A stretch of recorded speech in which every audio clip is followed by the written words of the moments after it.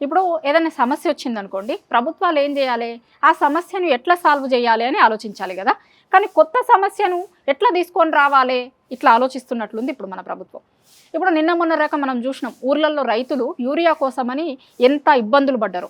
ఆ యూరియా కోసమని రైతులందరూ లైన్‌లలో నిలబడ్డ ఫోటోలు, వీడియోలు సోషల్ మీడియాలో వైరల్ అయినాయి కదా!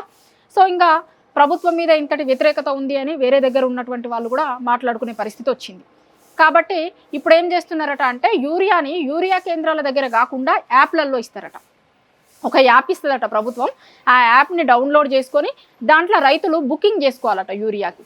మళ్ళా మేము ఎన్ని బస్తాలు పడితే అన్ని బస్తాలు బుక్ చేసుకుంటాము అంటే కుదరదు. ఒకటే రోజు టైం ఇస్తారట. ఆ ఒక్క రోజులో ప్రభుత్వం వరికి ఎన్ని బస్తాలు ఇయ్యాలనుకుంటుంది, మొక్కజొన్నకి ఎన్ని బస్తాలు ఇయ్యాలనుకుంటుంది, మిర్చికి ఎన్ని బస్తాలు ఇయ్యాలనుకుంటుంది. అన్ని బస్తాలు మాత్రమే మీకు ఇస్తారట.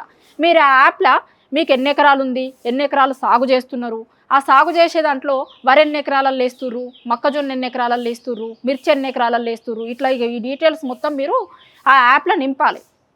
నింపిన తర్వాత ప్రభుత్వం మీకు ఎన్ని బస్తాల యూరియా ఇయ్యాలి అనేది ప్రభుత్వం డిసైడ్ చేస్తుంది. మీరు ఎన్ని బస్తాలు అడిగితే అన్ని బస్తాలు ఇయ్యదు ప్రభుత్వం.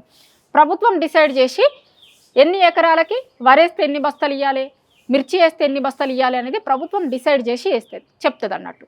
ఇప్పుడు మామూలుగా వ్యవసాయం చేసేటోళ్ళు రైతులకు ఎన్ని బస్తాల యూరియా కావాలి, ఎట్లా ఇవ్వాలి అనేది రైతులు డిసైడ్ చేసుకుంటారు. కానీ ఇక్కడ ఏంటి అంటే రైతులు డిసైడ్ చేసినట్టు వ్యవసాయం నడవదు. ఇంకా ప్రభుత్వాలు డిసైడ్ చేసినట్టు మీరు చేసుకోవాల్సి వస్తుంది. ప్రభుత్వాలు డిసైడ్ చేసినంత యూరియానే మీరు మీ పొలాలలో వేసుకోవాల్సి వస్తుంది. ఇది ప్రభుత్వం కొత్తగా తీసుకొస్తున్నటువంటి నిబంధన.